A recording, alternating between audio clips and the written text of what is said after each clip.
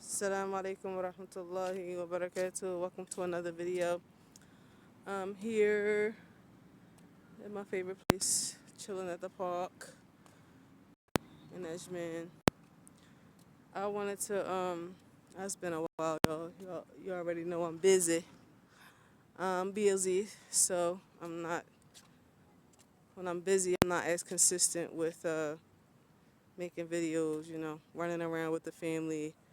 You got visa stuff and renewals to handle, license stuff to handle, and then working. So that stuff takes up time.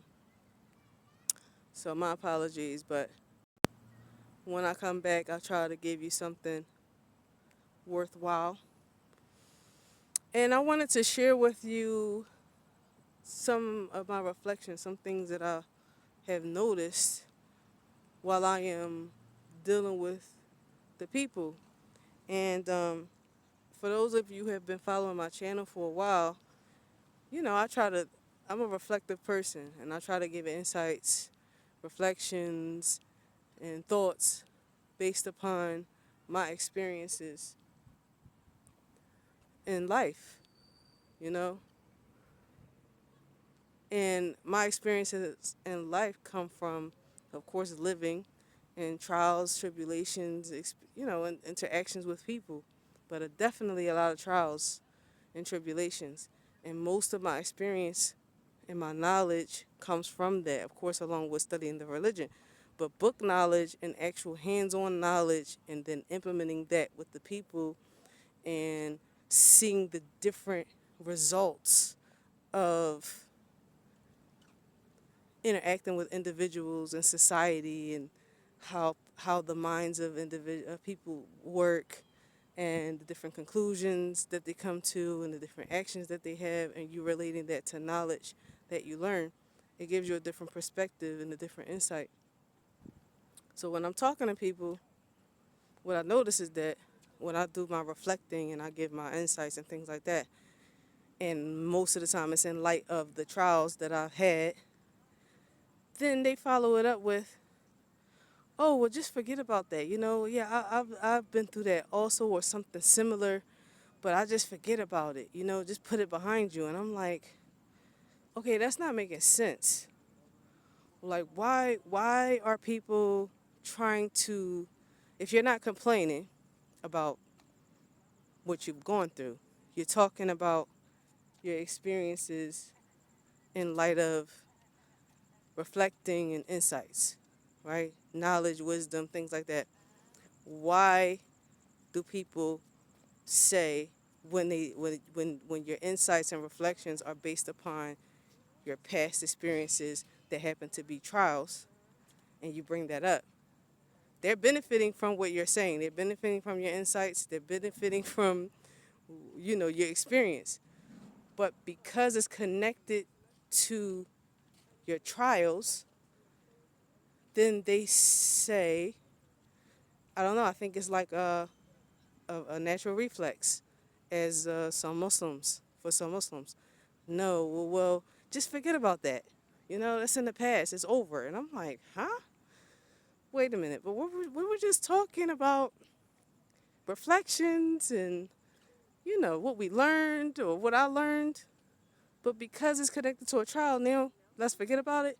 So what I figured out is that people are uncomfortable with trials. They don't want to remember the things that they went through.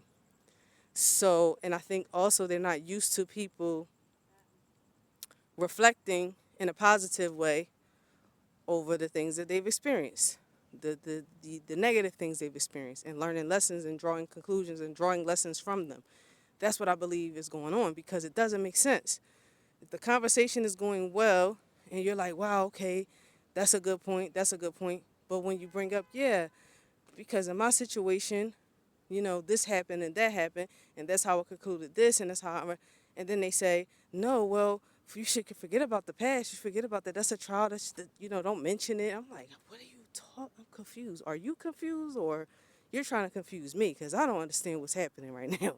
I don't get it. So that's the reason why I'm making the video. People are uncomfortable with trials and revisiting them. And the reality is that although that's natural, especially if you couldn't understand why you were going through that hardship that you were going through in your life, it makes sense, especially if it was terrible. You don't want to revisit it. You don't want to remember it because obviously you didn't reconcile with it. You couldn't understand why it was happening to you, the wisdoms behind it. You couldn't understand anything.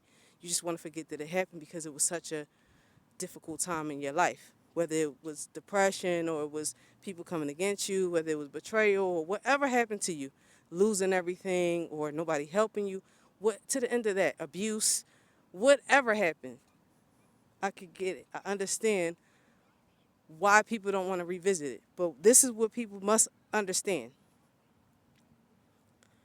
Every single trial that you go through in life is just that. It's a trial, it's a test. And it was for you to reflect, purify yourself, make Tawbah, turn to Allah, get closer to Allah, gain patience, endurance, learn a lesson. That's what trials are for. Just like in the university, you learn lessons in each course, take courses throughout the semester, and then you have your exams. Life is the same way. That's how Allah tests us, right? And trials that we face are, whether it's in childhood or early youth, they are a build on it, like a building blocks and a gateway to endure life's trials later, whether those trials are positive trials or negative trials, okay? Because we're tried with hardship and then we're tried with ease. Both of those situations are trials and tests. Allah tries you in hardship to see how you'll behave, and then Allah tries you with ease to see how you'll behave, right? Allah subhanahu wa ta'ala says, هو الذي خلق الموت والحياة ليبلوكم أيكم أحسن عملا. He is the one who created life and death to see which one of you will be best in deeds. So both stations, trials or difficulties as well as ease, are a test.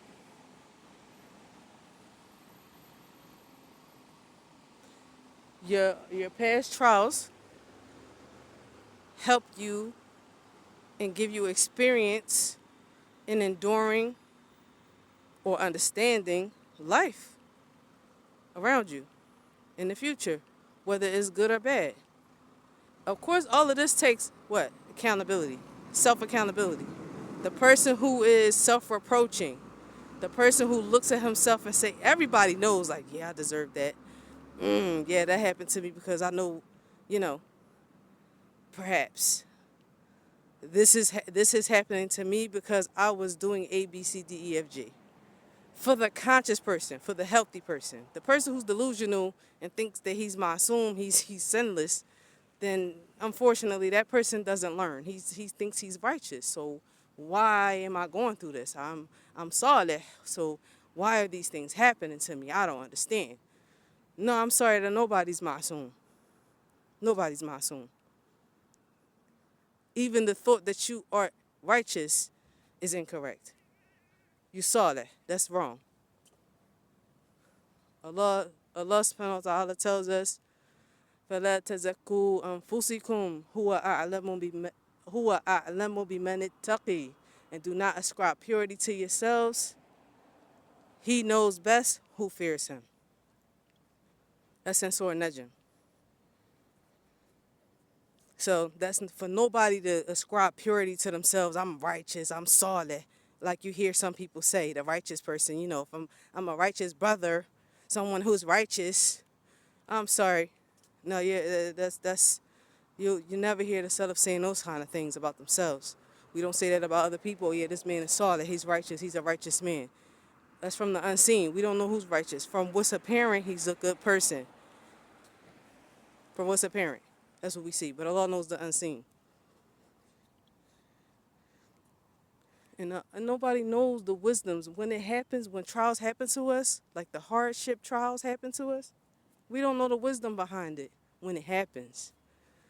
But if you're patient, if you learned through your trial, if you were humble through your trial, if you were repentant through your trial, and as you live life, you're thankful to Allah subhanahu wa ta'ala when He relieves you and you do good with the blessings that Allah gives you after your hardship, whatever that hardship was and whatever that relief is. You do khair with it, then and you encounter life and situations and circumstances as you live, then you will see the wisdoms and the benefits that you got from the trials that you went through. The longer I live and the more I interact and the more I observe, the more I learn, the more grateful I am for everything that I've gone through. When you're going through that storm, you don't understand it, but you deal with it because it's qadr. You accept it, it's qadr. See, Allah knows best. No matter how much it hurts, how painful it is, at least your heart has to be content with what's happening. But as you get older and you're living, subhanAllah, I'm benefiting from every single thing I've gone through. Everything. It was like it's like stair steps. But this only for the person who's paying attention. Allah will teach you if you're humble, if you're reflective, if you turn to Him for forgiveness, Allah will teach you. When you get blinded and of course you have to be learning through it as well. I've always consistently been learning in classes. Always. Building on my aqidah. Always. Those are the keys. Those are the tools that you have to use. Learn your belief. Mix with people. Pay attention. Watch your own self. Utilize the knowledge that you have. Don't be a know-it-all. Don't be arrogant. Don't look down on people. Don't think that everyone is beneath you. No one else knows anything except for you. Those are all things that will anger Allah subhanahu wa ta'ala and make you blind. You won't learn anything. You won't learn nothing. You'll be blind in your entire life. You'll be deprived of lessons in life. You'll be deprived. It's so super dark. SubhanAllah.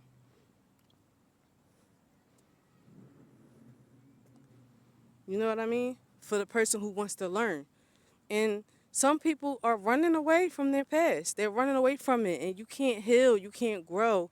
And people are carrying mental illnesses. They're carrying all sorts of effects from trauma and everything. And I think that's why individuals tell me, oh, well, just be quiet. Don't reflect on that. You should leave that alone. And that's in the past. When subhanAllah, I'm gonna bring some things to your attention to let you know that it's not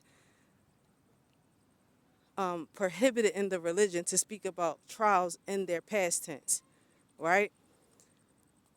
Look at how the Prophet ﷺ, when Aisha radiallahu anha, she asked him what was the hardest day in his life, the hardest time in his lifetime, and he said when his uncle passed away, because he was alone, and the Quraysh came together against him.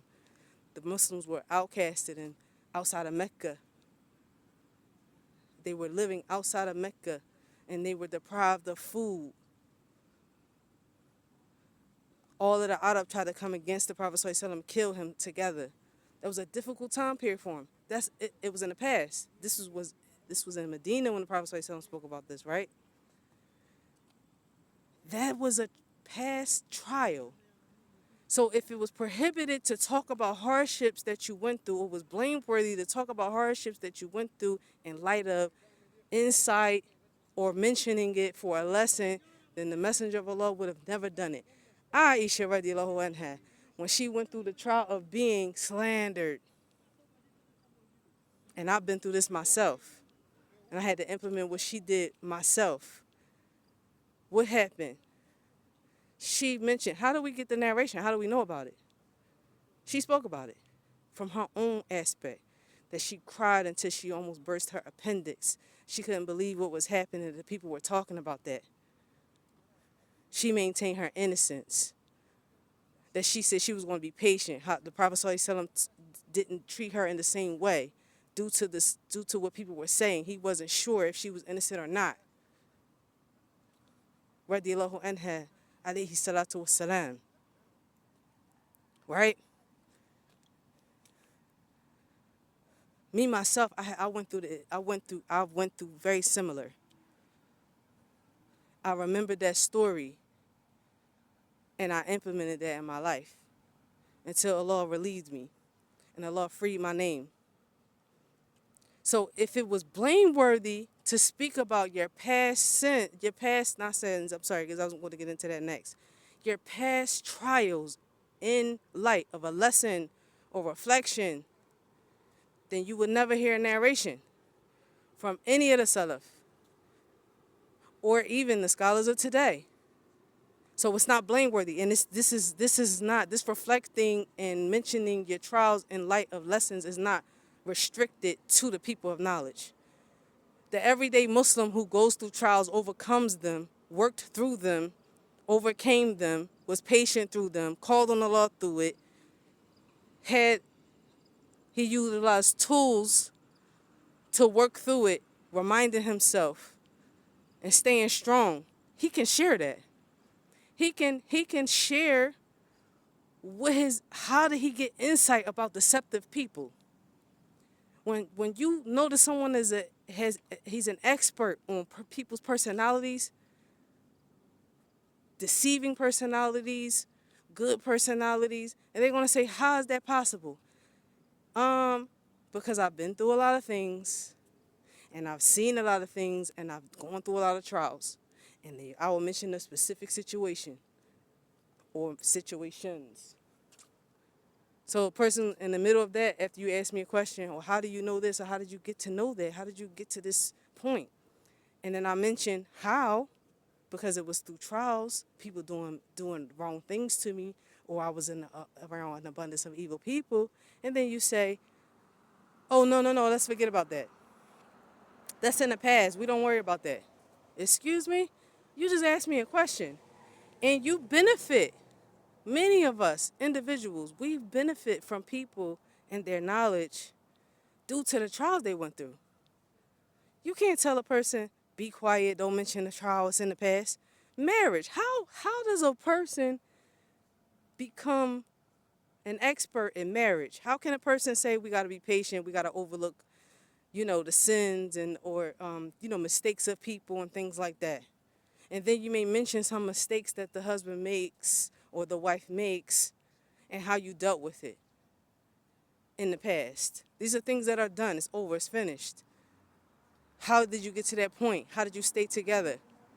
And you mention specifics so that people can get a clear picture. Oh, no, you shouldn't say that. You shouldn't mention that. That's ludicrous. It's absolutely insane because the person is not complaining, and nor are they airing out dirty laundry of their spouse for malice or just for the sake of talking about it, for gossip. No, that's your misunderstanding. We have narrations from the Salaf, from the women, speaking about their husbands, how this one was stingy, how this one was like a lion, how this one was like this and like that. How we get those narrations? Were they stopped? Did the Sahaba tell them, no, you shouldn't be talking like that, you shouldn't say that? How do we know how to behave? How do we get insight? How do we know about life and characteristics of people if people don't talk? You need to know the difference between individuals who want to complain and they don't want no good, they don't want any solutions, they don't want any advices, they don't want nothing, they just running their mouths just to complain. That looks different than someone giving you insights, positive, reflective, not the negative ones. Yeah, you gotta be careful because this person, men are like this, or men are like that, or women are like this, and you shouldn't trust them, and not the negative stuff. We talking about people who actually learn something. They're giving positive reflections. Also, what about the hadith that the Prophet ﷺ relayed to us about those men during the time of, I think they were from Bani Israel. They were locked in a cave. A boulder had fell in the mouth of the cave that they were in. And each one of them said, we need to mention a deed that we did purely for Allah's sake, so that Allah will remove this boulder. We present it, we tell Allah, we mention it to Allah, and we say, if we did this for your sake, oh Lord, then remove this boulder. But one of the stories was, it was a man, one of the men had loved his cousin, and he wanted to be with her in that way. So she said, okay, you could be with me, but you have to gather a certain amount of dirham. I forget the hadith exactly. So he went and he gathered those dirham that she told him to gather, gold pieces or whatever. And he came back and he said, okay, I have it. And then he sat in between her, and she said, do not deflower me without, you know, without being halal. And he ran away from her. And he said, oh Lord, if you know that this deed I did for your sake alone, then please remove the boulder. That's another proof that even when it comes to sins, if it's a benefit and a reflection for others, a lesson for others, and it's something that you were upon in the past that now you have repented from and you are not upon that anymore, that you can mention it. Fulayh ibn al-Iyad, rahimahullah, he said that he was a major scholar of the past from the Salaf, and he said that he used to be a highway robber, and he used to have girlfriends, and that his rectification came one day when he was climbing over the wall to meet one of his girlfriends, and he heard a verse being recited from the Quran, and then he came down off the wall and he rectified himself, and he became from the major scholars. If it was impermissible to mention your sins or something blameworthy as relates to reflection, then you would never find these narrations. We have a book by Ibn al-Qayyim called The Garden of the Lovers. In that book, you have countless stories of situations where people were infatuated with each other. They loved each other. They had ishq, right? Extreme passion. But the reminders of knowledge stopped them from doing sins. How are these narrations compiled except that people talk? How are these narrations compiled? And they compiled by the people of knowledge. So whose understanding you going to question? Yourself or what we have present in the religion? But reality is, many people want you to be suppressed like they are. They're miserable. They haven't dealt with their issues. Some people need to go to therapy, go see a psychiatrist, and talk about your problems, your family problems, yourself, and work through it.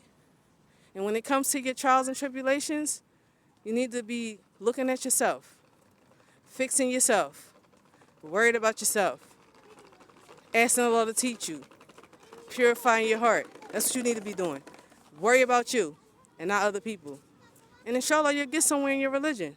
But don't try to enforce and project your misunderstanding of religion on other people, especially when they're trying to give a benefit. I'm not going to stop doing what I'm doing. You know? I'm not. You have no right to shut anyone down, especially if they're not saying anything mukhalif, and then blame it and claim that it's the sunnah. That's not from the salaf. What's from the salaf and what's not? When you bring zero examples of what is and what's not from the salaf. Zero. Absolutely nothing.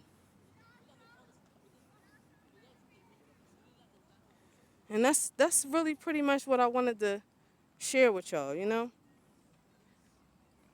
We should share our reflections more, and you should be reflecting through your trials more. That's what's going to help us. Each individual has his obligation to fix himself. You can't fix society. You can't fix anybody else around you, but you can start with yourself, though. The rectification starts with you. Stop reducing your Islamic practice to outside actions and then pointing the finger at other people, correcting other people. No. Commanding the good, forbidding the evil is also for yourself. Your own thoughts, your own feelings inside of you, your heart. Command the good, forbid the evil with you first before you look at other people. And that's the most difficult thing to do. But me, myself, alhamdulillah, for working on myself, I've been doing me for years.